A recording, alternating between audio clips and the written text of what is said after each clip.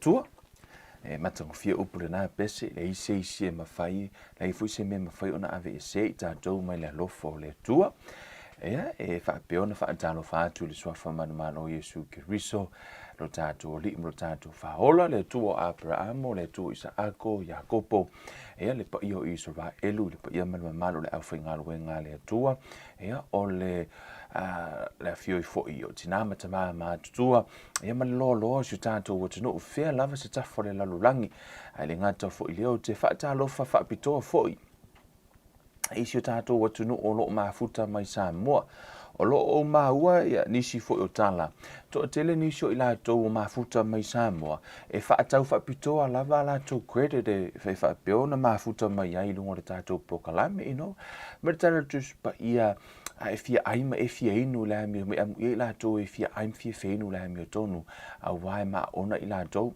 a tonu I lo o telemet ta una fa alu e o data I lo fit feeling of sa o loto ile fa nga ino o tata o telefoni pe tai ia o fili fa tau ya o data te mafuta mai lunga tato pro kalami ia fa tasi fo ila mrenisio mai moi fo inisio a onga ia ma fa malosi mai inisio a uso olea fa fo ile vi inga ile tua vi ia pele tua ono lona lo famlo na ngale le mala na pule fa soa tai me lo to soifua ia malo nei ola vai ile nei fo ia fiafi malo ia to malo le fo la wa mai sa valinga fa le nganga amen ele tato nunga o lo fa peo na manuia oe ia atonu wa vavi fo ile alo le la ia ile nei fo ia so I fe au manga ruenga tele ni au fe au mani au ngā ruenga na fia whaatino peitai wa vavenga ngoto atu le la ue te pole ta hao fo ili sia so fo ai me fo ili atua pe ata ita I toilo to soifua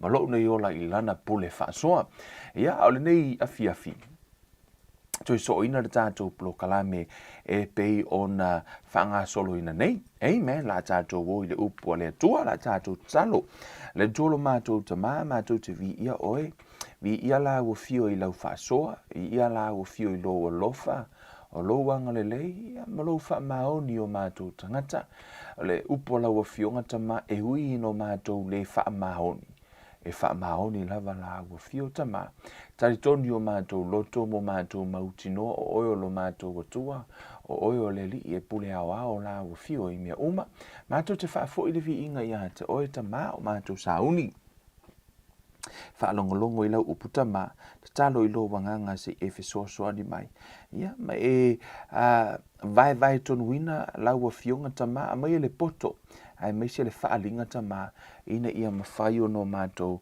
maua le atoanga o lo fina ngalo mo I mātou le nei a fiafi soa ni mai oe tama I le nei a fiafi ono le suafo o Yesu Keriso wo le mamala aua tuwai nei amene ma amene vi ale tua te lo fa peona fa nga solo ina pe le tato o futau to titia o mar tato o futau amene le lo fa peona fa nga solo ina pe o no le tau o le upu o le tua amen e tonu le tato atu le tato main text o mai for tato pa postadi nei wa makua I mauku alo lo I lo le tusilia efeso e ono efeso e ono lona foi upo se fulu tatou fai tau mai ai si tatou o I le vahenga o le ua I le tatou le ua le tatou mata upu o usoi o le toi upu le nei I o tou loto te tele I le lii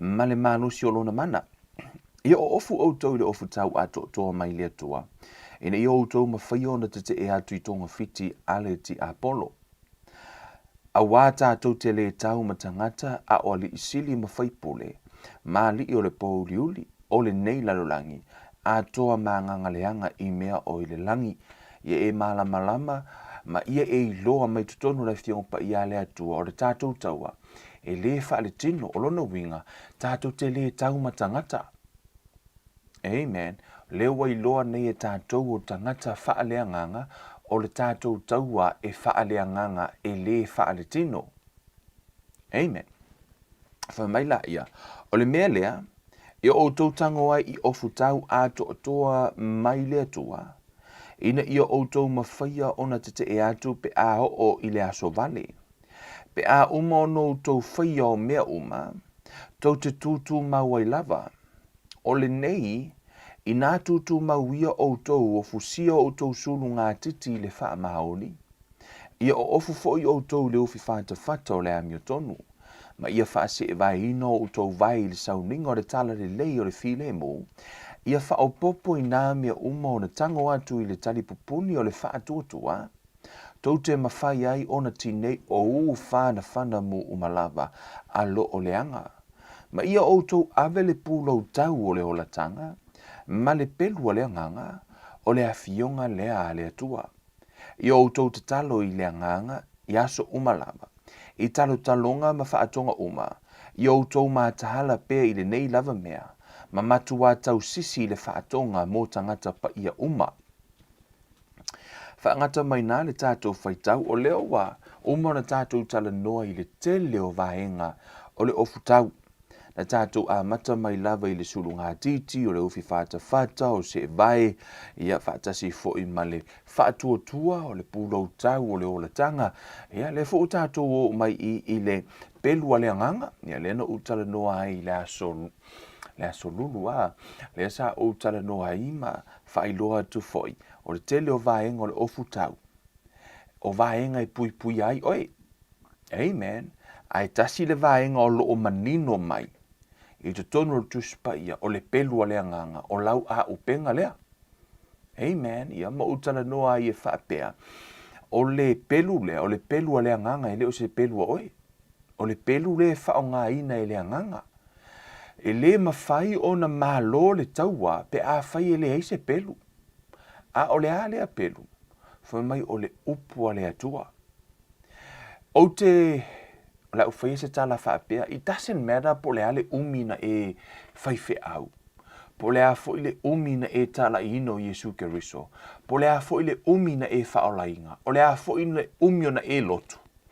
It doesn't matter po le a lava le umi po le a fo ile matautia o le whaonga ino o ile atua. It doesn't matter. E ta tau lava ona e su ea le upu a le atua. O le a lava le maua lunga o le whaonga ino o ile atua. E le avea le matautia po o le silisili ese e ma le tele ni me te whaia. Ma mea o le a e whaapea ai o te le toi mana o mia le upu o le atua o le ua o wiloa ea umia uma. E le mawhai ona e manu mālohina le olanga le nei. E au noa ma le upo le atua. Tusa lava, pe o te launga tua nei se ia o lava i le aso, po le lava le matua o le ola, o e fua ina i le atua i lo nei tangata o te olai. E le mawhai lava, ona o walu ese mai le whaonga ina le upo le atua, o le pelu lava le atua o te whaonga ina le ahamatanga o la unga luenga au nei le atua, o le pelu fo i le atua, e o mai a le oti, o la lava o te whaonga ina. Never change. O le upu le atua. Amen. O le upu whai mai ea, e whaatau mai, ona e le si taimi. E whaapea i le tangata o lona quoting o le afoi. Wa uwhalongo, there's my own personal experience. Tele no o mawhauwhau mo whaapea. O le tele o taimi. I tua le pule laa. Wa tele la unga. E penga le kasi le whai upar kuspaia. This is my own opinion, my own experience. Tono na fo eke experiencinga. Tasi alfa i upar tuspaia. Ai poka mea le amakanga umalele ia la unga le poka. Pe tasi fo le upar. Ia por le ai fo se upar tuspaia. Opinion mea le amatanga. Umalele inga le opinion. O le upo le atua po to tonu o le e kalesia ma le o ino le upo le atua e ese le tāua le tāua o le launga ina o le upo le atua o te iloa te leo taimi mo tātou te iloa umalava any product e la te whaatau mai se product fo ilele ia po se mai se fangu mayonnaise ia po o se fanu sosi e au mai la te vai tuna e mo meu ingredients fo le tusi mai ai fa pe e 2% le suka o isi me e 4% se fa solo lava pasene o ingredients pe 4% la fa ai le mea ai le la sa uni tau mafa pe 4 i suka 4 cups 4 yo lava ni le kele o mau mo meu ingredients ese e fa pena fo le tatou savalinga fa le anganga o teiloa e le o tangata uma ai there are also to tele nisi o la to la ina le upo le atua e a fo le me o teiloa a fa pasene o teiloa 0.001% o le upo le atua the rest are opinion fa uma i foloi lalo mo me o poka mari e fia tele la tangata e peo le oe e fa longo i tangata e malia la to la unga. Which is, I'm not saying if wai to tel tangata maria la unga fa uino o langa lua ilanga ngole tua. You know, it's fun. Ono le langa ino le upo le tua, but that's not always the motive. Aue te tulia le tangata o ne malie. Right? Aue fo e te, la fo one taua, ele fa ola ina o se malie. Laua iai le au fai mea malie, iai to finga, iai le au vaenga ia to tele le au fai mea malie. O lae wha tātou talie la tau a tala malie. O tua le pule laa, ele ai ungi mea fai poka ai, o te le au fai atu fo ilau se mea leanga. Ia awane i umaa lea, umale leia le 30%, ia por 30 minuto launga, fai mea malie mele amatang, because I don't know, being experiencing, no fo i tonu, umale leile se, le ai ma se upu, ke ia le kakalo o umalaunga lei mas foi upo tasi tu spa ia aya nga poka mela amakanga umaleia u e fia ka alo mai se pola ka pie ke ka alo ai mai lini me ai never behind the pulpit ono o le wa fa nga ina le ti apolo tu le pule la e la unga i foi talu i foi le matala amen hallelujah ole o te tala noa u le ta u o le pelu o le tua ta ua i o le upu le atua ono le pelu le nganga e ta tau le tatu tauina ai o le vaenga mua e ao ono o iloa e mawhai ona iai le pelu i lo lima right o le fesili e iai le pelu i lo lima ai whawhiala na whaonga ono le toa telefoi wa iai le pelu i o latou lima ai walave la vea solo ika ngaka i o lako pelu kuia kuai lea kuia kuari ki a kongo a le fia fai au mai le pelu kuia fai au a le fia fai kor fai au kuia fai kor fai au ia o ai lava ska ngaka o ka kui so fa penga le pelu o le tua ni nga wa aka langa ki lo sa e fa o ngai le to tele foi upo tu spa ia e fa sanga ka kuia iska ngaka o le ua o le fa mai fu ela unga fa mai upo ku spa ia fa pe wa nga le fa ma singo ka ngaka le upo le tua kuia koi le o lo kala ngwa vai ngala e fa pe fo ya fo ma sori fo mai kamala ke be no le ngole melo o no le melo o no nei soli o le ko kelo kanga ya wo ere tu mai vai ngole o le launga wo ere tu mai kama vai ngo o mata upu fo ile ai o upload fo ile out of context te lo poto sila fia o le ko akele o kanga kaua kusa makua i mamao le launga ma le mea lau ere tai fa winga o vai le winga o la utala wo ave out of context wa ave ia se tala no fa ia tu ese mai lona setting e fa pe na fo ilale il tu spa ia e ta uono tato si i mau tu spa ia mai lona setting lana au mai ai po le winga lana au mai ai ia lala wa ave se le si vaenga o ko kere kanga ka o vili mai o vanga o message me fole so o message me fole ka le fia mai ke ai fa alinga me la ko fia o la fa ali me ka mai email le na la to fa longo ai e au no ma le mea a to le no tala no ai so la wo take out of context le mea no tala no ai ia lala wa ia ko pia out of context e pia wa la to wana ia winga me fu nga ya lenga se me fu na nga se la ko nga ka fa penga la nga o la ko nga winga e fa winga se uma la ngo le winga le na le ti apolo anything, even the word of God, e twist umaliti apolo, they only take a little part of the truth. Whapena fo ila le taimi le nei, a lot of people quote kipi mai va henga la kala unga ho ile nga upload la ia nga peia le wa uska kale nga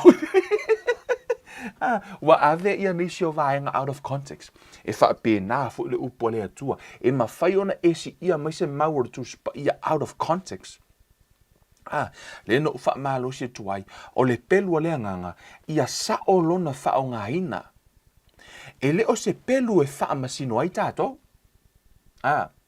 right e au no tato iloa o le upu le atua o le upu e o ngā ie e afo e o ha im fa atonu ai tato e le o se upu e le o se upu tato te fa masino i le tasi Hallelujah. Se tato sia mo nisi o fio ngale tu sia le la tato tan no le fe file nei pe fa fen fa ngale pelu amen lua timo te o lo na mata o potolu foi upes fuma le ono mas fuma fitu fai mai o tu si pa ia uma lava excuse me can I get a water please o tu si pa ia uma lava e mai le nganga o le tua ia e au ngā fo ia e a o ai e a o ai e fa atonu ai e fa apoto ai fo i le ami o tonu ina ia ato atoa ona lile ai o le tangata o le atua ia saunia lava ia i ngā luenga lele umalava o le upu o le atua to tele i o taimi tātou te au mai le upu le atua, tātou tau mawhai e o i mawha atonu ai isi tangata. But that's not our responsibility. Wa au mai e tātou le tuspa ia, ma tātou tau mawhai e o i mawha atonu ai isi, ma tau mawhai e wha atonu tonu ala o isi. O na ngā ruenga ngā ia alwhai whi au mawhai a o ngā tuspa ia, la tau wa tō fia e le atua. E a o ina le upu, ma o i le upu, ma wha atonu tangata i le upu. O le lātou nā pito la au ono le lātou nā matu pala na mai e le atua. O le lātou whaivale nā. Ea, e wha o ngā le upu lātou te a o ma lātou wa o i ma lātou wha atonu ai mā moe. Ai o le to tele o nisi, o le ua au mai le upu ki nganga le o iai la tau lea, e peo le leo fo i lele, walu ave le pule fa o ngā le pule, ai le o ia, ele ia, ele i fa au uina na ia i le tūlanga lea, po iai se pule ia te ia na te whaia isi mea, te lo isi leo, wo la tau soli le tūla fono, wo fai le fa atonunga, mo la tau whaia se mea, ele tatau ona iai, I to tonu le ofiso leo, ese uma leo mo la tūlanga. E iai fo ila le tangata malana pule o tātou uma, ese uma le authority na au mai. E le wha apeo o oe whatoa, la whatoa e a mata nei leo, a e tango whaise whatonunga o oe o le komisino leo. Si, e le tutusa le komisino leo, ma le leo la whatoa e tu, la whatoa e a kulai lalo lea. O leo la iti fu le, kansola fu le leo ia mata e le tutusa la o ngai leo mata ia o le tau mawhai la tau o lo fato atu e le mawhai no la tau whaia pe e le pule le komisino leo o le pule lo karika ngaka ma le pule whai e lea o le tele la uisi leo fato atu waka whao ngā inga leo se whakika inga lango la kou la iele authority i le tele o vaenga i le community au ki le whapio ki against leo e ala no whao ngā ina leo o nei pauna o se mata ngā ruenga o lai i le authority ia whao ngā leo ngiusira i whapio fo ngisi waka whaikio leo Samoa alo winga o lau tala o leo fo i lea constable leo fo i o la tau le whato a mua la tau sang mo mole nei e le tutusa la le authority la ya la tau ma le authority la lea komisino leo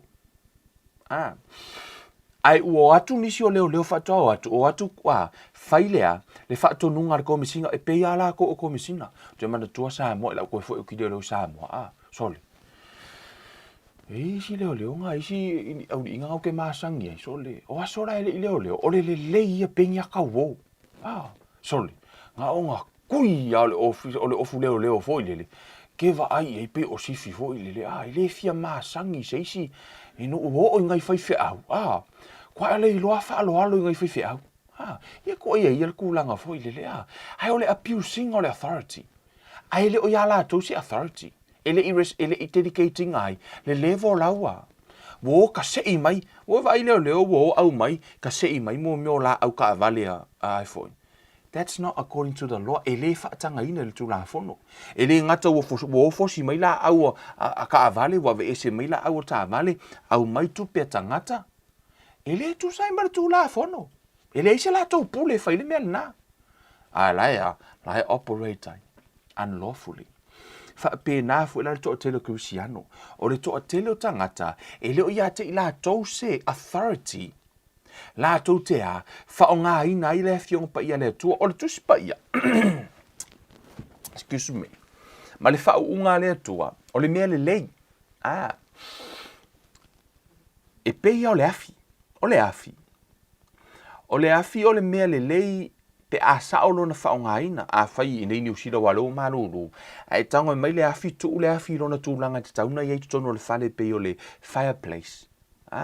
E vatu la a ola na faola a vele le fo le fireplace ma le afi o se fa manu yanga i tono le fale ma fana a to le fale, right? Ai e tango e mai le afi ai mai tu le mele le curtain pe tu o susu ngone moenga ona le avea lola i o le afi o se fa manu yanga ai avea o le malaya, right? Fa pe na fo ile le moli ia pole a fo ele tise a o ina sa o le fa nga ino le ele tise e tango au mai ele tise sulu fale lei ona mumulo la i o le moli pe o moli nga ke vai mai o kuare ke au le lei ko ma tato moli ona au mai la ia o lau a vele ele tise ma fa manu yanga, right? Ai e tango au mai ele tise se selo na fa nganga ona a vea fu ile yo ele tise ma mala ia pe a fai ka kango mai ko se limo se si ho ile pe mu fo le fale pe si pa kai se si ona le a vea lo la i o ele tise o se fa manu yanga ai a vea o le mala ia e fa pe na fo ila le upu le tua e ma faina a vele upu le tua ma fa manu yanga pe a sa olo na fa o ngaina e ma fai fo ina ave fo me le tala tu spa ia talera kios fo me e fasioti le tusi o le tusi lea. If you read this scripture, the word of God can cure people e ma fai le upu le tua o na fasioti tangata. For me, the Bible says the letter kills. A se fo ila le whaonga ino le tusi pa ia, po o afionga le atua, e fasiote fo ile stangata. Right? A saolo na whaonga ina e te malo i le taua. Ai a se lo na whaonga ina, ia ele ngata te whaia inga le taua, o kia isi. To a tele la isi tangata, o lea lava kako ke ngua lava i lea, ili kakui meo kako si itu lou, ili whaonga ruku sipa ia kakui mei kako isi. Ai, o le tu sipa ia. Fa mai le fiong pa ia le atua, ina ia ato toa ona lele iai o le tangata o le atua, ia saunia lava ia i ngā luenga lele umalava, o le wha manu yanga le upo o le atua. A whaitau ai Kevin, e whaitau e Kevin ina ia sui ai Kevin. Amen. Ina ua umala o le ua, ia ua wha au uina o e le atua, ia po ua tō fia fo ia o e le atua e le whaivalo o whai nei. E a o aola na upu ia, ma whai fo e tātou Bible study. E le wha apea ua siri atua o ia oe, no. Because o le grace o le atua malona vala au wina ia te au. Ia mara toa tele o le au uso, o lo la tau la unga ina, that's a grace of God. O la e wha o ngā ina i e le atua. Right? Ai o le upu la le atua, o leo te whaonga ina e la unga atu, e a oa i ma wha atonu tātou i le ami o tonu le atua, ina ia tupu oe, ma atu atua oe, ina ia tāpena ina oe mo le fina ngalo le atua. Amen. O lera tātou tara no nei tātou e tasi i tua le Efeso, o rona mata upe ono. Efeso rona mata upe ono le whai mai i. Foi mai male pelu o le anganga, foi upsumar fitu, vaenga o foi upsumar fitu, male pelu o le anganga, o le afionga lea le atua. O le fesili faafefea ona faaogā le pelu o le atua e ao ona ou sosooina le foi upa sefulu ma le valu foi mai ia outou tatalo i le agaga ia so uma lava i talotaloga ma faatoga uma all kinds of prayer ina ia famai ia outou matala pe lenei lava mea ma matua tausisi le faatoga mo tagata pa ia uma lava o le tatou taumafai ia le gata ia te oe le pelu ia effective la ia sa'o le fa'aogāina o le pelu ia sa'o le taimi e fa'aogā ai le pelu ia sa'o le taimi e tauina ai le taua ia lelei fo'i aua ne'i ia avea le pelu le ia te oe o fa'amanuiaga i tagata amen ia avea le sort le ia te oe it's a blessing the question o avea e kako Bible study va ko se blessings ia oe is it become a blessings o fa'amanuiaina oe le upu le launga atu ma o atu po o se ser fa'aogāga o le tatou tusipaia o fa'aogā le tatou tusipaia e fa'atonu a'oa'o ma fa'apoto o tatou i le amiotonu o le atua ma fa'amalosia ai lau savaliga o sa'o la le tau fa'aogāga o le kakou pelu o kaulavea ifo sesi o kou fa'aogā se ifo le kakou pelu right ia sa'o le fa'aogāina o le upu o le atua the question fa'afea na fa'aogā le pelu o le atua ia po o le upu o le atua e ala no au mai le foi upu e lona sefulu ma le valu na tu mua e tua isa i vari ia la fo le ata le tu le tusi lua ko ni to no mata upu sefulu o le foi upu le e fa le tala no ai paulo foi mai a wa o a upenga lo matou nei taua e le fa ale tino ia ile o la tala noa e numera tele le upu a upenga for mai a upenga a lo matou nei taua which mean e numera tele foi mai le foi upu for the weapons of our warfare are not physical so o la tala no weapons which mean e tele ia a upenga fa aleanganga e tele e umala utala noa tu wai I hisi vaenga o le a upenga whaaleanganga. Ai to tonu le tuspa ia, all the translations, o lai tala no the weapons. E le oa usifaya o nga ingilisi, pa wale meo keiloa, e ko lole S, the letter S I tuse upu, which mean numero tele. Fai mai, a wa o a upenga a lo mātou nei tau, o a upenga, e numero tele fo ila, the weapons of our warfare. E numera tele la, ia a upenga le tau, ele na le upula le atua lai tonu le tuspa ia o se a upenga. E te tonu le tuspa ia, o lai tala no weapons, which mean e numera tele. Right? Ta toa tu lai tua I le mafu anga lai, no o tala no tu I, te wo tala no atu, e a fo ino le mea. I isi a upenga ai e ko fai mai le ngale kasi ala upenga la ka u kon kuspa ia ngale pelo le nganga ia wa fai no fai atu wai a le o walu le isi e tala mali atu ka ko wa ku fu le fa solo now le la tatu tal no tu wai isi a upenga na e fai tau salamo na fa metala ta vita e a wina mai le fai titili ma fa ta ape ai e o le anga right send down the lightning. Lai tala noa one of the another weapons for mai olea. Ole fight tili fa aleanganga. Lai tala noa tusia salamo. So these are all weapons of warfare.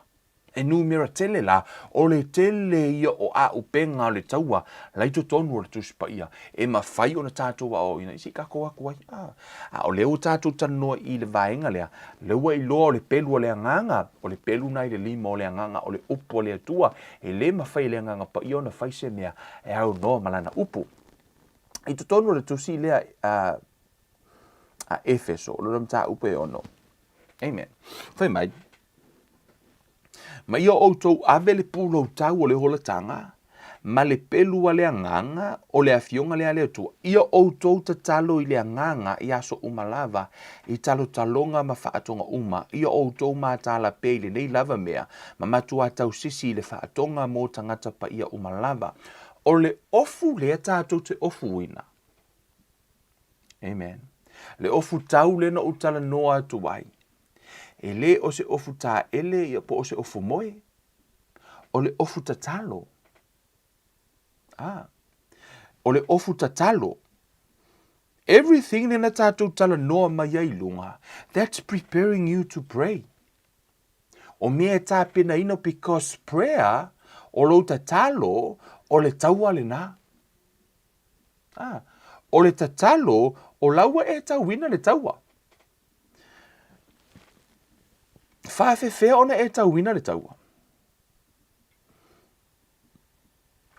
O le ofu tatalo. Whai mai le tala a se tasi o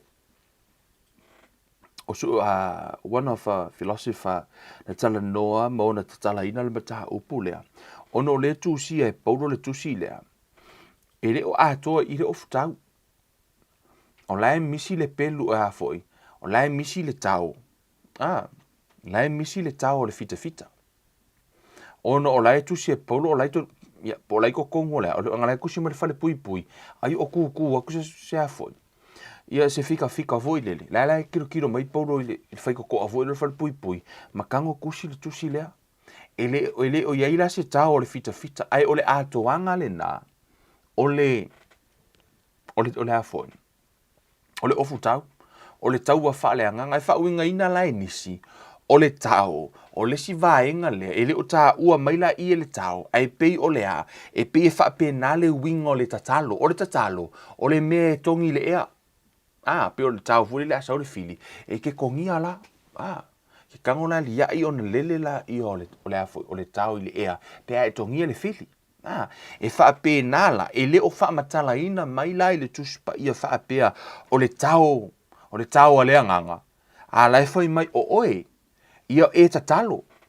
Because praying o la ua e la fua ia le tau, ia po o le pelu fo ia lea nganga.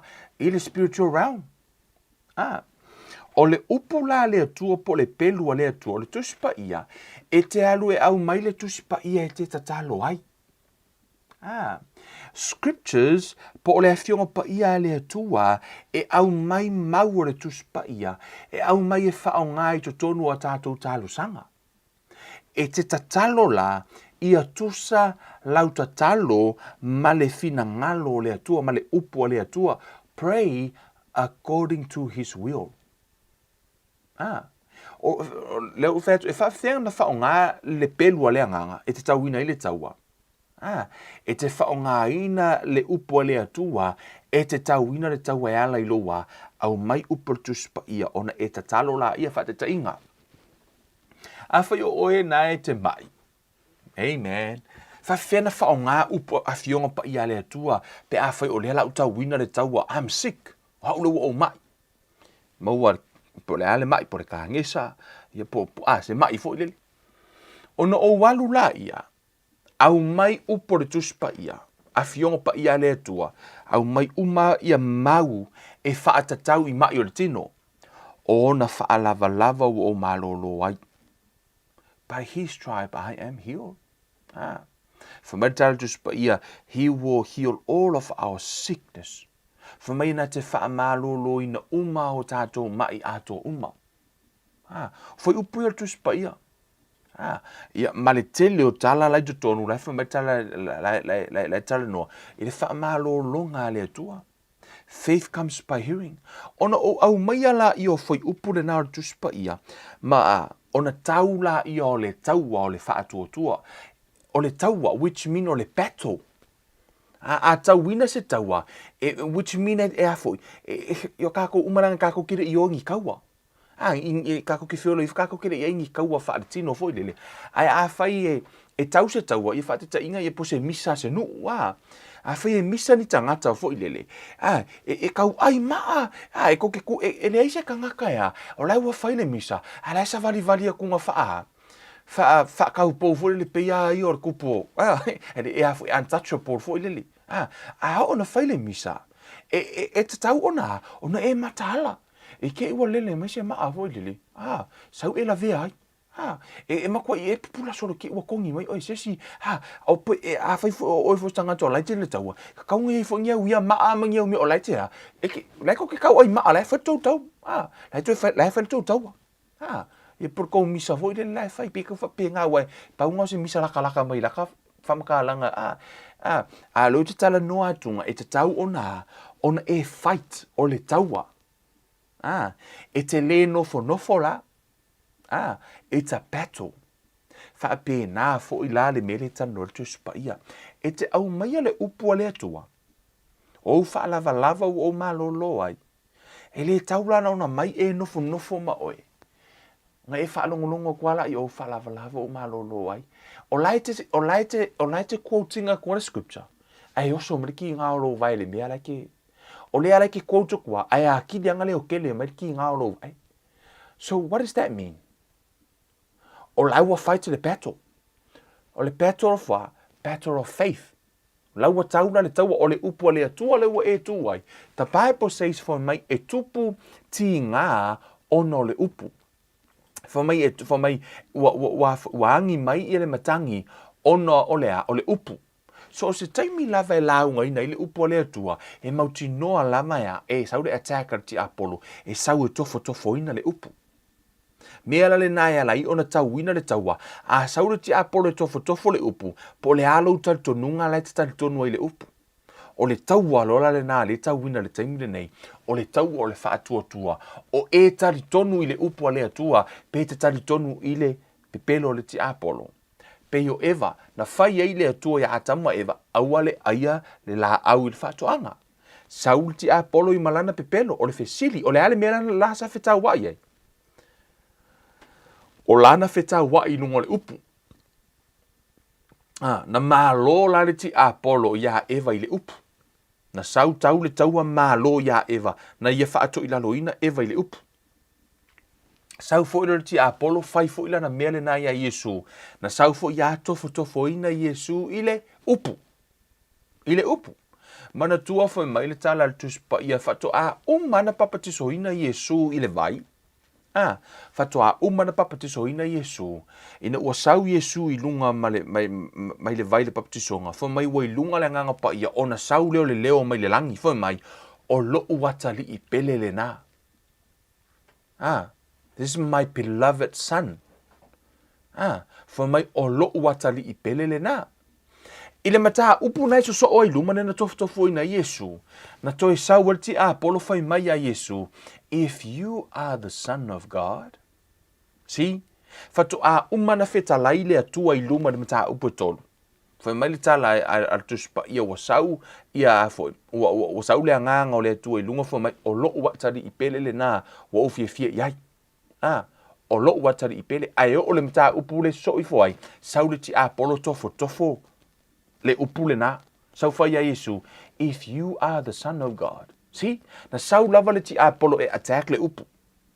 Whaape na ese ha. Because e iai le pule ma le mana I le upu le atua. O le taua la Yesu na ia tauina.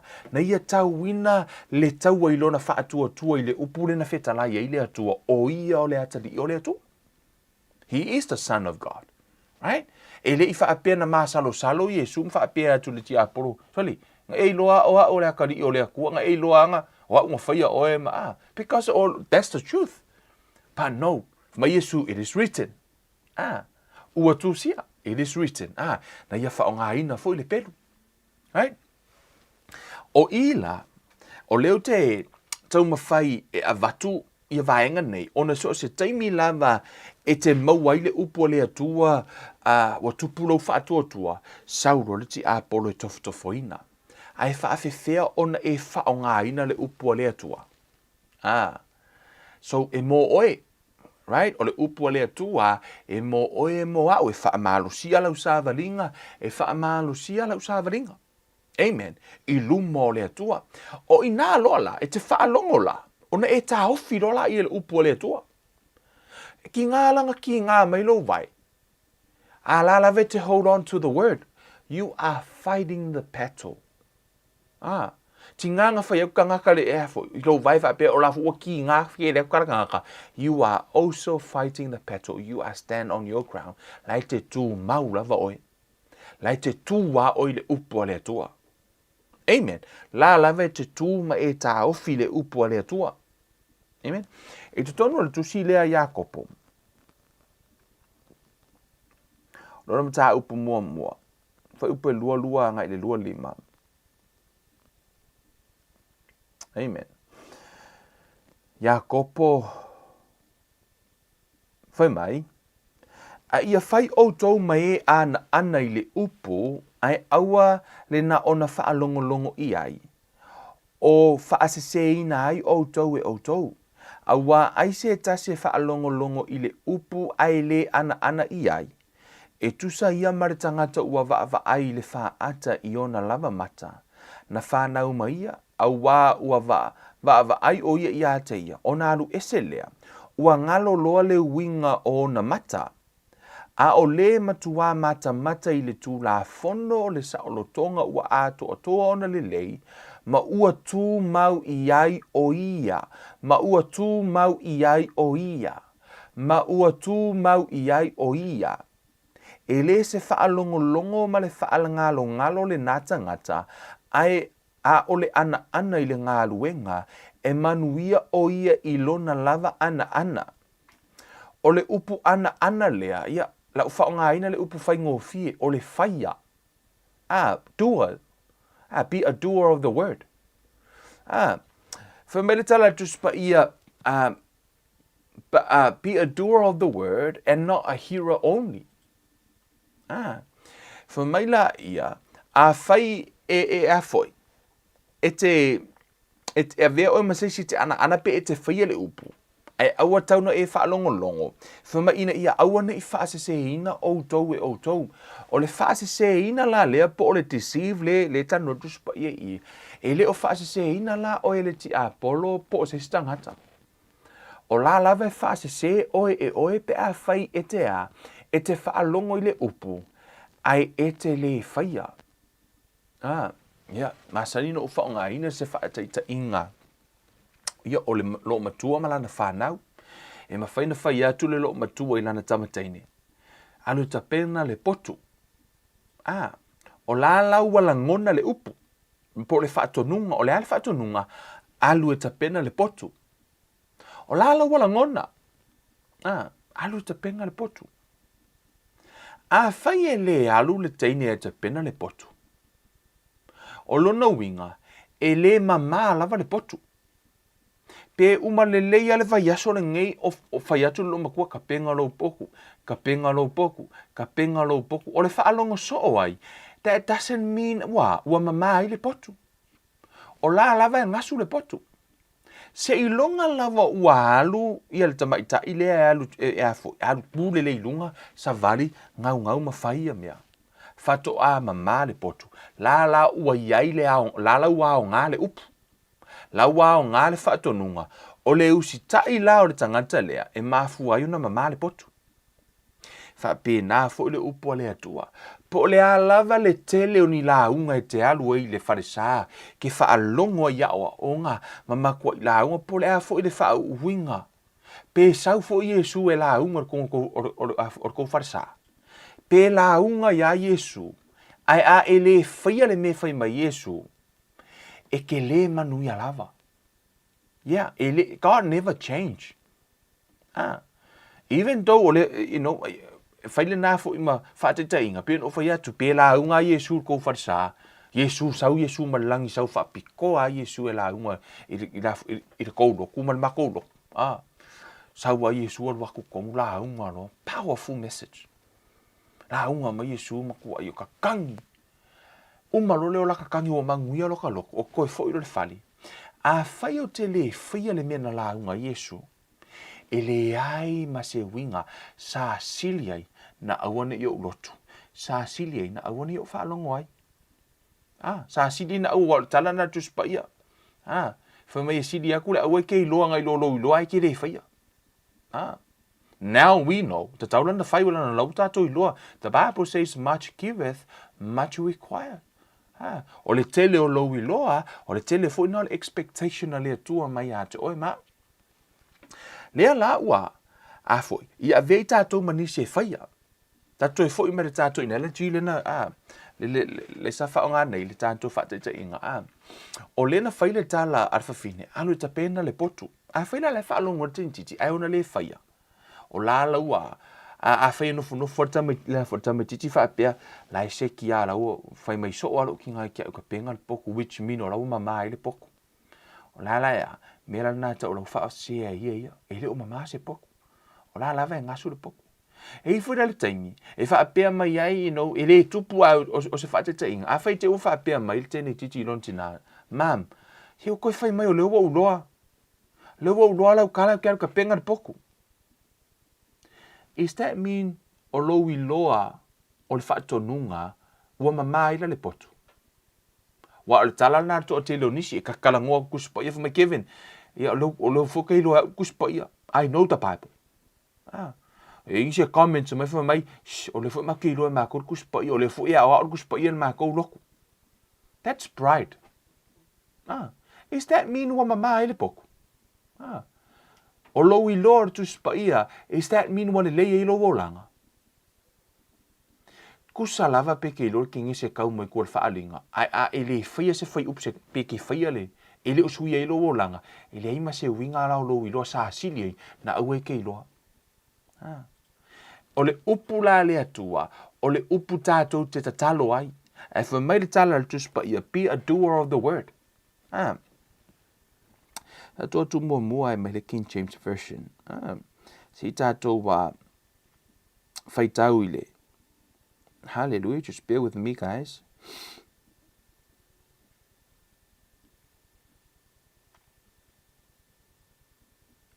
Hallelujah. Si loko tu mai le tātou King James, New King James Version.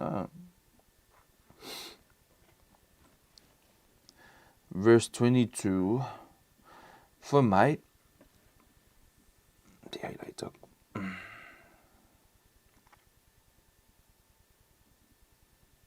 but be a doer of the word, and not hearers only, deceiving yourselves.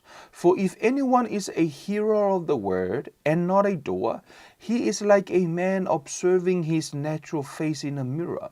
For he observes himself, goes away, and immediately forgets what kind of man he was. But he who looks into the perfect law of liberty, and continues in it, and is not a forgetful hearer, but a doer of the word, but be a doer of the word, this one will be blessed in what he does. O ai le tangata e manuia, o le tangata e nā te whaia. Tasia le tangata e manuia mai le upo, mai le tuspa ia a toa lava, o le tangata only the doer, not the hearer. If faith comes by hearing the word of God, ai fatoa e ples moia pe a e whaia. Amen.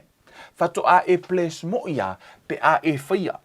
O so lano o malamalama I le mea ta o sifurua I mara taulanga. Let me give some demonstration on this area.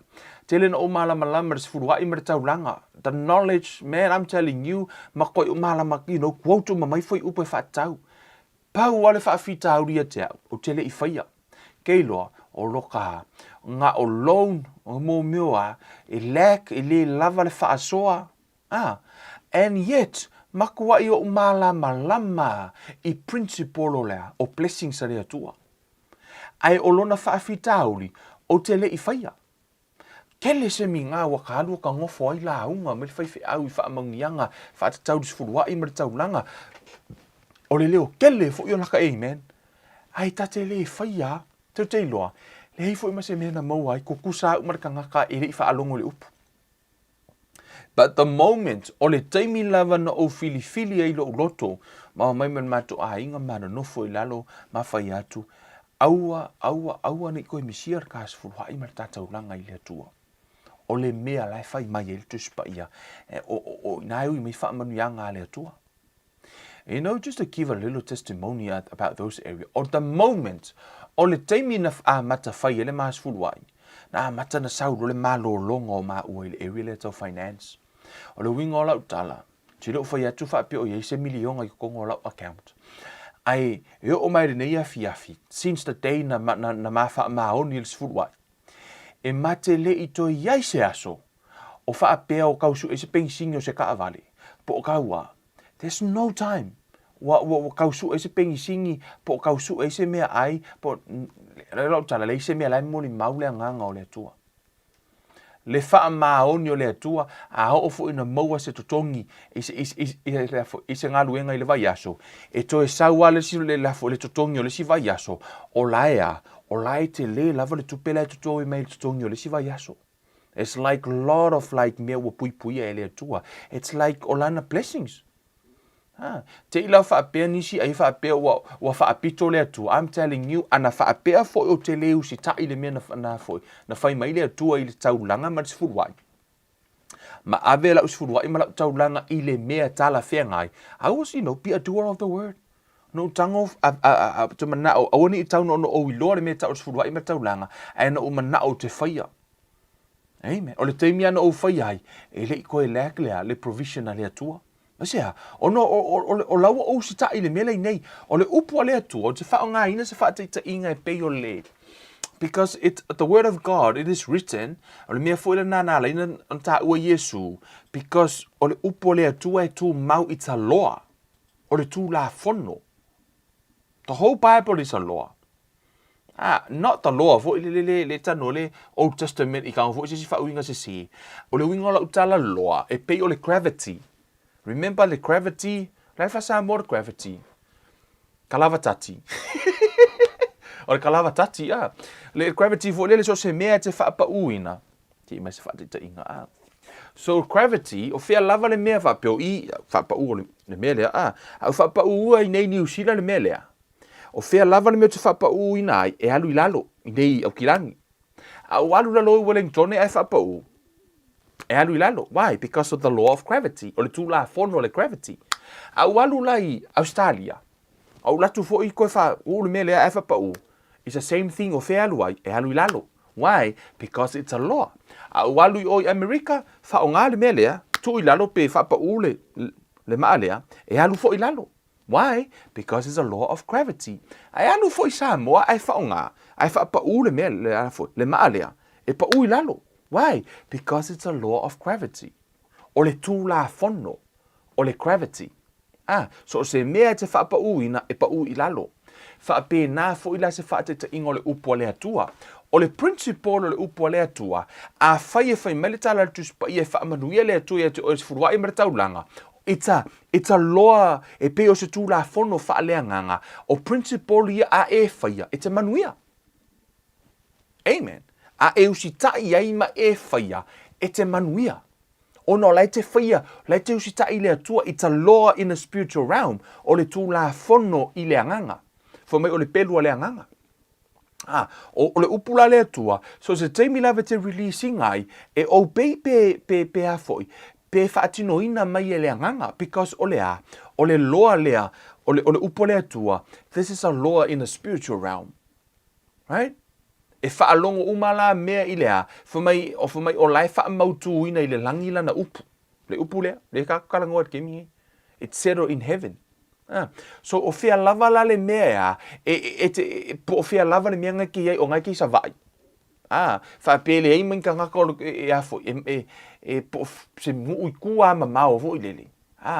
Lai te whaapea o ia e ke le mo mangi o ka ngaka fo I e tu sama sfuru e matauranga. No, o whea lava se tafo le lalo langi o e mafuta mai ai. O lou wha maoni lau sfuru wa I malau tauranga I le e ka le sia na te ngalue ai. From faith. E wha manuia o e le atua. Why? Because a e manao I manuia o le tuspa ia. Whailai a wala lai wha me le tuspa ia.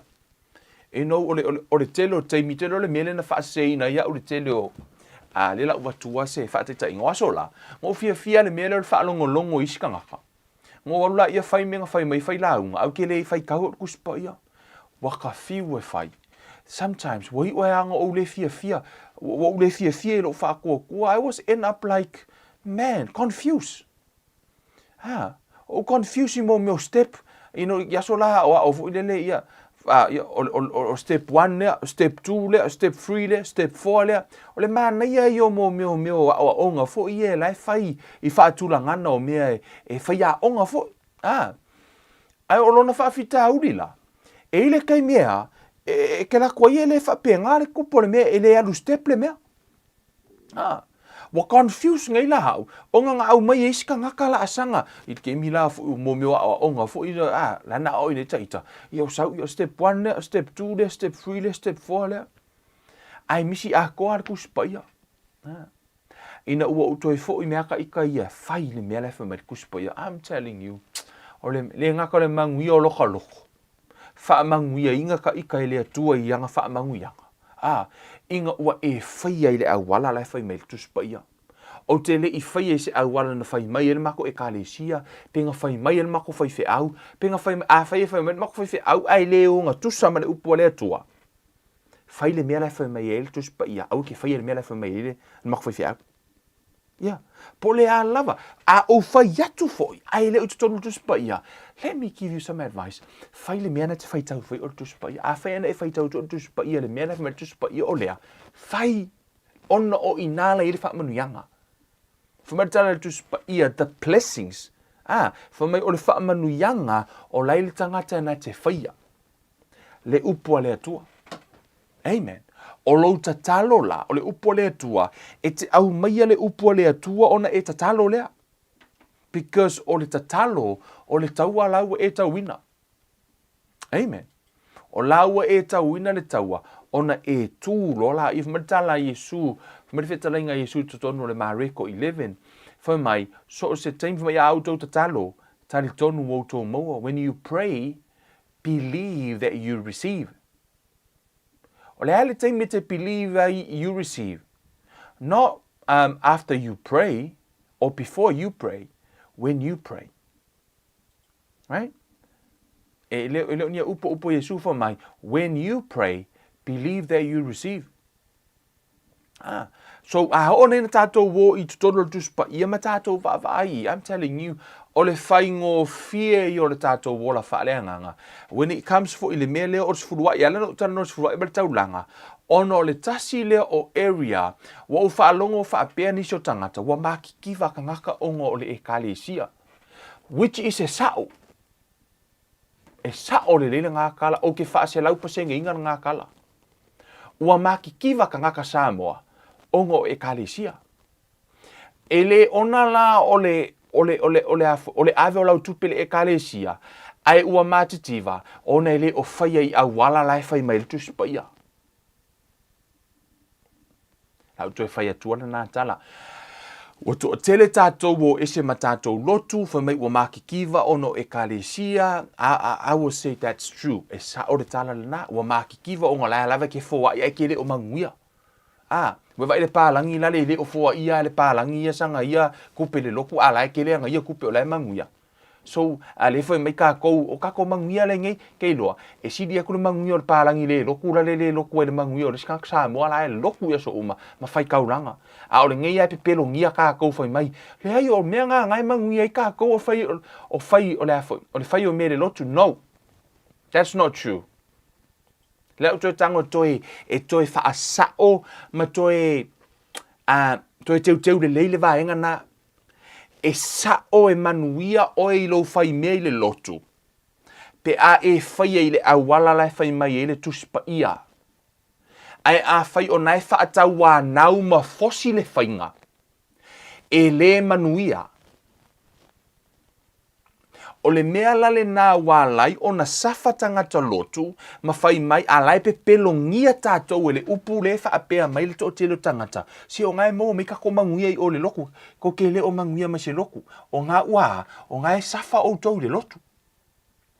Se kako ie kako kalangoa ai, I o awhia e ala kako kalangoa ai. E kako kalangoa I le nā area nei teimi, ono le telo tangata, wa mafua o na safa I to tono le lotu. I am not saying whaapea whaale tonu I lea. E iai a whaiwhi au. E iai whaiwhi au. E alanga o I le lotu. Na alana o e whaiwhi au. Na o peo se pisi ngisi. E o langa laile leile tutongi. Lai mau aile tupele lei.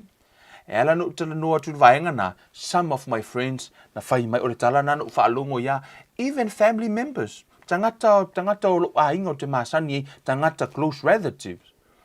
Whamai maanga ia, le la oi, le le ka wala angu spa ia, le la ola angu spa ia, le langa maanga ia ko kongi, le sfa finga ngā ma ko inga whai e non ko rua, ia e le ko alu loi le afo, il ko finga le la ngai sa la ia ka oi, la angu spa ia, le maanga ia ko kongi rau ngi whai au ma, o ngofo waso la lau ke la kiki, o ngofo whapea, so le whapea la ka ika ia, o lo whai atu la ia te o te leo whaalea o ngā ina au nā lea tua o la lava e o e whainga lue ngā lea tua wala au ina e lea tua o le isi vaenga e alango e whai au o whai pisingisi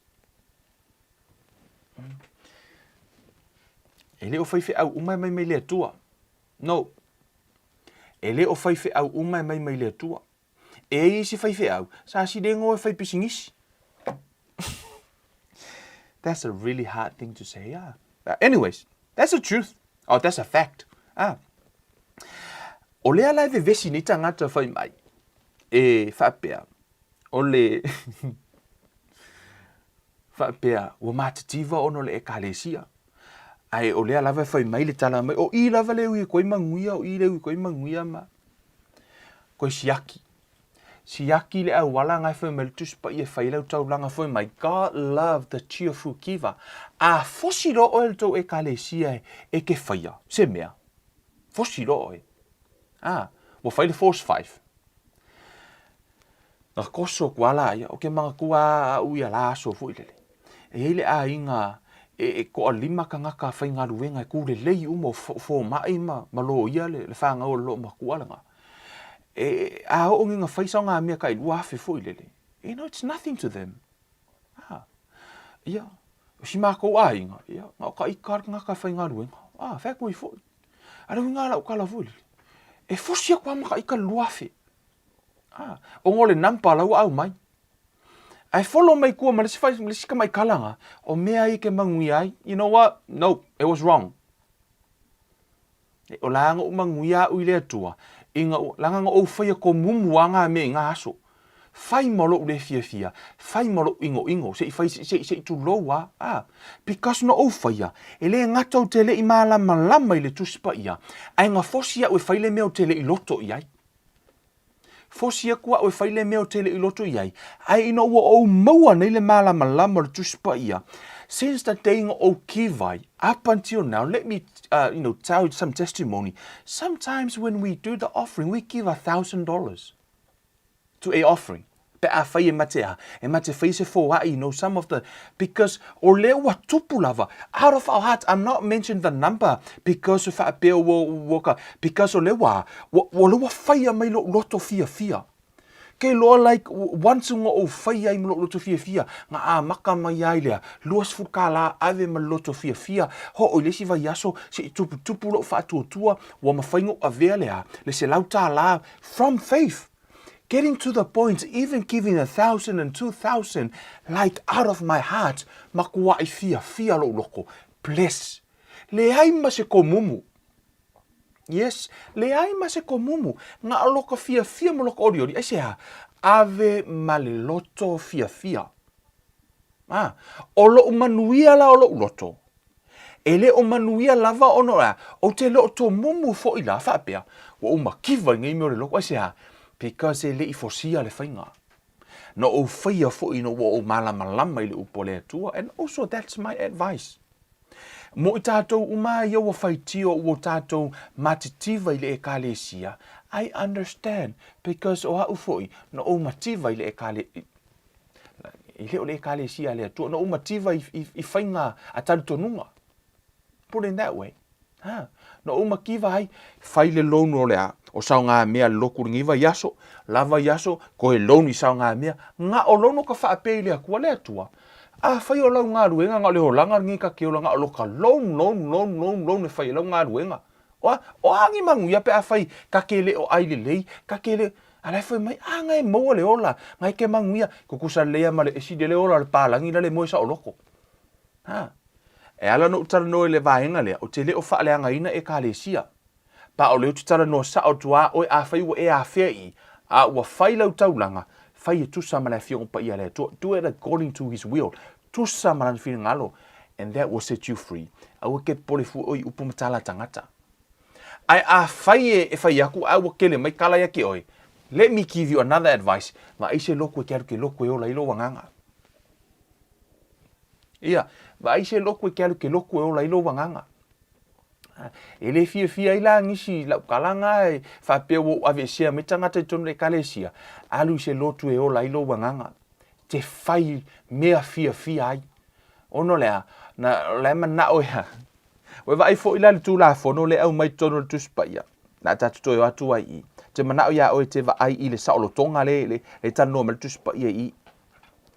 Tusa wasai saia tātou ele e kalesia. no te ekalesia e tātou talitonunga. Nā o le ekalesia ia ono ekalesia na whai le atua le lei. E pa ia le ekalesia le atua.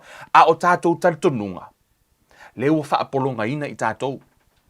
Whai mare tala tus pa ia whai upu lea elona lusufa. A wā ua va ai o ia i ate ia. O nāru ese le o ia ua ngalo loa le winga o na mata whamaila ia. A o le matua mata i le tū la fono le sa o lo tonga. E leo tō iai se mea se avenga mamafa ia te i tātou. Right? O le avenga leo tū mai lunga e tangata ia te i tātou. O le avenga le au vaenga lai. O le lātou avenga. Lea lau au mai lunga, whai mai leo isi, whai mai.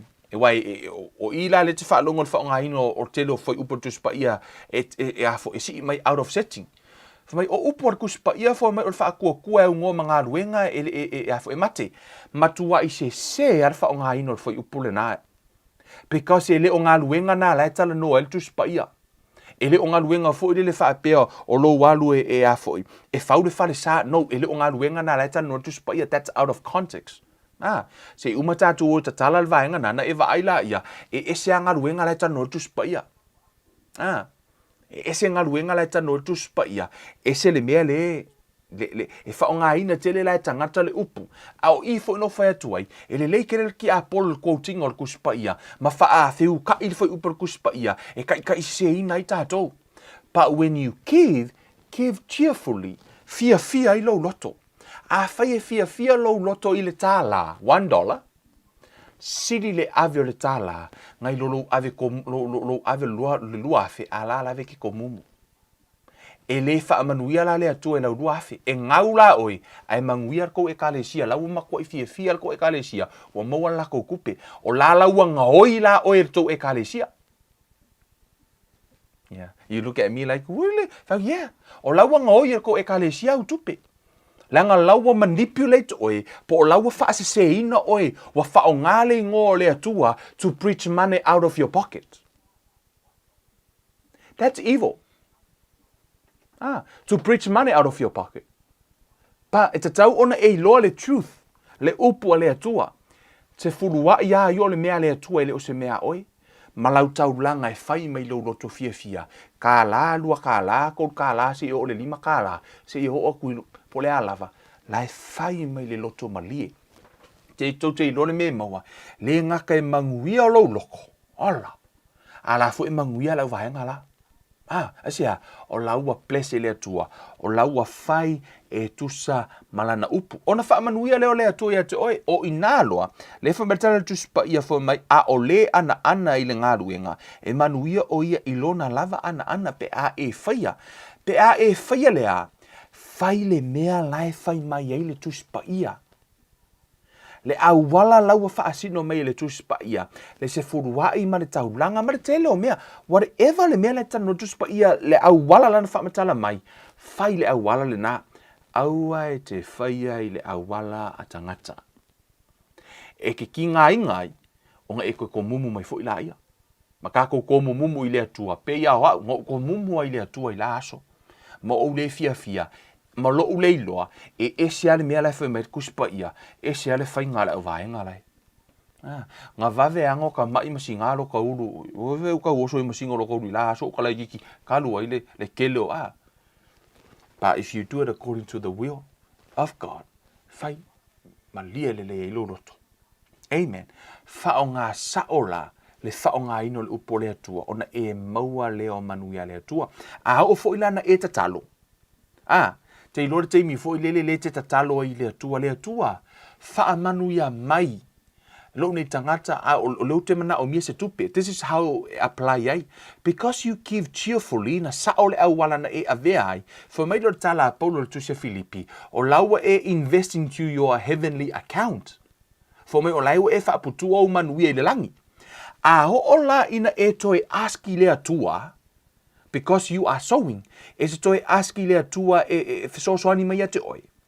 Ona tangola i o le atua au mai le se lenga mai le mea na e totoina. Le mea le na e totoina by faith, o ina e toi sau i le fruits. Whamaritala tu spa i o le mea na e lulu te toi sele sele, a whaina e lulu le tupe, e te toi sele sele le tupe. I le wha te lulu le tupe, ai sele sele sta avale. No, e te lulu le tupe, e toi sele sele me le tupe. O le tele lau taimi, o laua e lulu le tupe, ai ke fiua ke kakalo i le atua i le eise sele selenga. Ona e whai mai la i le atua, wa umakiva i lau e kalesia. Ngale foa, ai ke le o foa i mai. Ai sea, because o mea umana e whaia. O lana whai ko mumu, o le mea le nana lai, e sea, o te leo whai atuna e ko mumu. Le tangata le na whaia, na mahafua, ona ele o yeisi sele selenga, ele o sa o le awala na whai ai. Lana whai awala lato e kalesia, a ele imalia ilo na loto, o lona winga, ele o fia la iaile atua le taulanga, ona le aila i o sele selenga le tangata lea. Ai ta tau ona yeise se lenga o le mafua anga le nai ala haino o whai atu.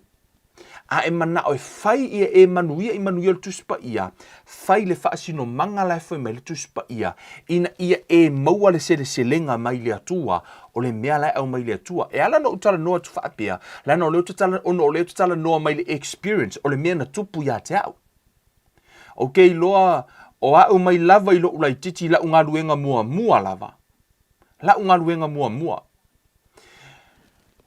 Mea mai ale lotu, ko kiki ale iso saka kupel vai aso, ke leo loka kokongi. Ai uma le mea whaia lea, mea, e sau wale ngu mela i, mafukanga ki ngā, mafukanga ka mā, o kaulanga lea, mea o le kaulanga e lau mai. Kusa e sau lo kokongi, skama i mea whapea, uma ngā halu i mea le lotu. Ai no o whaia la mo lo ule malama.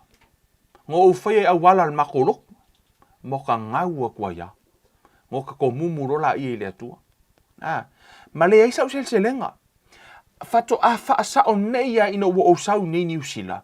Ma ua o maua le taimi o te hao o ina le upo le atua, ma ova ai le upo le atua, ma o koe kango. I am telling you, lea ua fato a o maua le se lenga, o whaamanu yanga le atua, ina ua sa o lea, le whainga e whaiai. Te leo whai atua ato o toa sa ua onga, but I also love you guys. O te le mana o e whaapolonga ina o tau, o la tala nā paulo. I o tau maua manuia o le atua, o la uwha maa losi fo ina ia te o tau le upo le atua, whai ma le loto fia.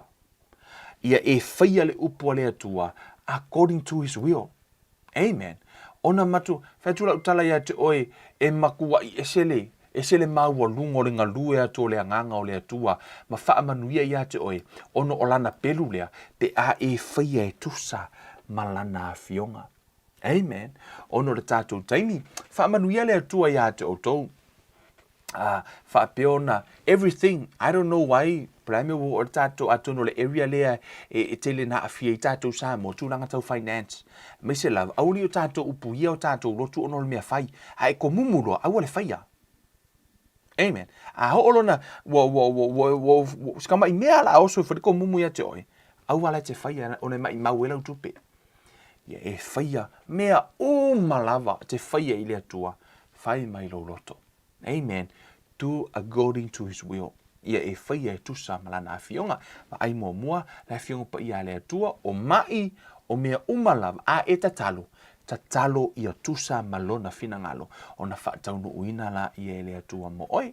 E ora tātou ma tā upure nāre nei e fiafi. Toi wha manatu ia, ma toi longo fo I si o tātou watunu. Ina ia tātou whaia mea uma I le upu le atua. Excuse me. O le upu le atua.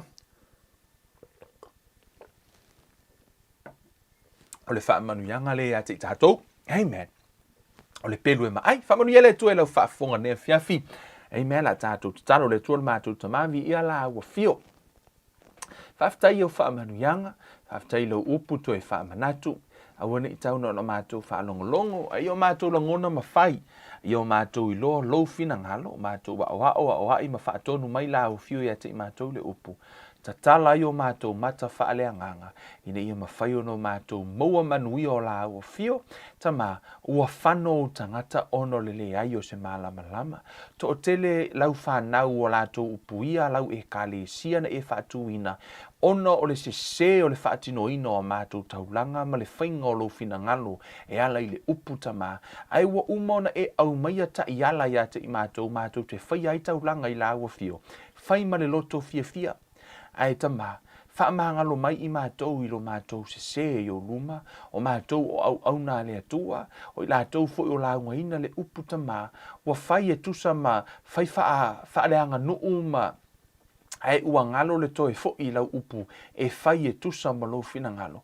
Ina ia mawhai o na manuia mā moe, manuia i lātou o whaalongolongo, manuia i lātou o lulu, manuia i lātou o whai a lātou taulanga, e au noa ma le to mumu, e au noa ma le loto tinga, ai whaia ma le loto fia fia, wha manuia o e ta mai lau whanau, wha fo i le vi inga i lau fio, ono le suafa wha pele pele o Yesu Keriso, o le mavala au tu wainei.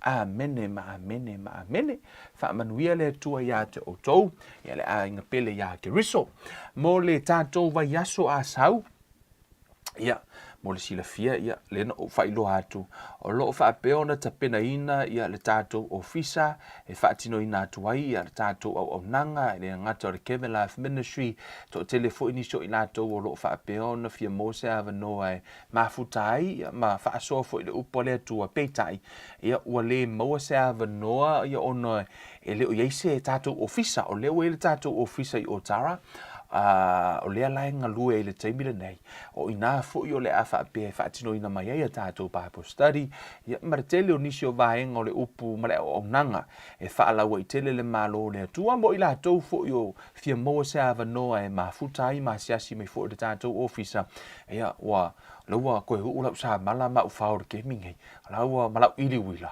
io wa kele ngai lau papa ili lau ka ili se laua o ela ka muka ke vingai ia lai tau fau ia a i fale o tātou ngā ruenga ia o whaamanianga mai le atua o te talo fo i hao na whaalaua i tele le tātou whaftai le atua lea wa me i le sila asanga ma o lo o whaapeo na whaatino ina fo i le tātou website o titi lava sa ia ona ready la ia ona lo iai lava nisi ona i vaenga o lo tau mawhai e whaatino mua ia ona whaatino ina umaile o ia vaenga o le vai aso foula, o le ale isa tātou sauninga le aso sa nei, le isa tātou Bible study le aso lua, ma le aso tofi o le vai aso le la asau. Yeah, sad, eh? Ai, fato aso so o la le tātou mata upu i le si vai aso yono tu atu. Se i, whaia tātou ngā ruenga wa kere le ngā ruenga o fia whaatino o te mile nei. Ai, se i, whai mua se apu uma mea ia, ia ona toi a mata i lo lai o tātou Bible study, ea, to te fi ngalo malia si ko mai lava ya so kasi se fa ke ai ka ko ngaru nga i fi fa tato ngaru nga e umaloa yo ko sa fu la ia wa ku fu fa solo tato pa study e le isi a fo ila sanga ya tato no tatalo i lumo le tua o te fa fa ya tu ile tua ya ono o to umalava e tu sa i pa anga fo e KLM Life Ministry to tele lisho ila to ia fa peona fai pa anga me tātou ngā ruenga. Ave o tō ma wha manuianga, lea fo ua o le sila asanga e wha ala wa te le ai le tātou ngā ruenga. Ia e le tātou nunga, ia le tātou le Paulo i le kāle sia i Filipi, a o lo o tū ai wha ato ia te o tō mea tō te mātiti vai, e tūsai mala o tō fuai, mala o tō wanga le lei, mai o tō loto fuatia ifo, e le i wha atau wana wina, ia pe na whaia ini au wala e manipulate, ia pe wha seina ai o tō, le ai no tō fuai lavo lo tō loto, fia fesoasoani mai la upito la au, o le upore tusi, e ta tau le tau i le ngalue.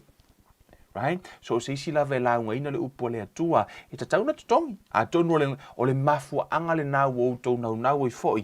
Ia e tau te fesoasoani mai la unga ruenga. Ia mautou tongi maa mai foi.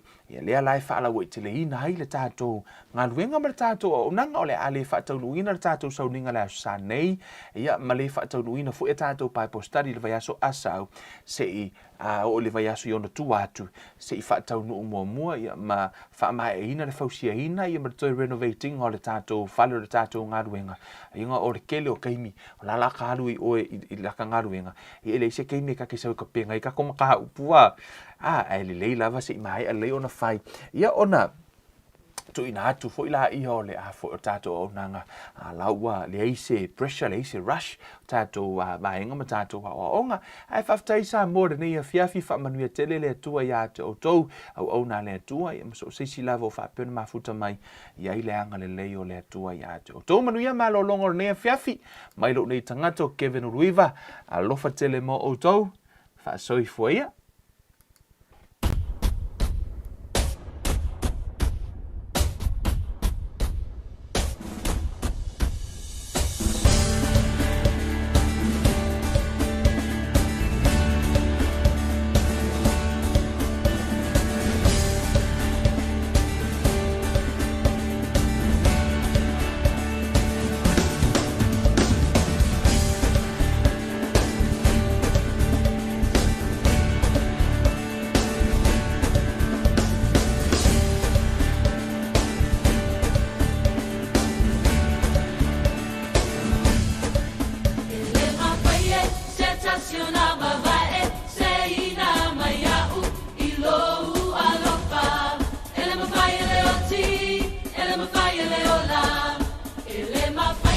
Angelu, Arisili, Pai Pule.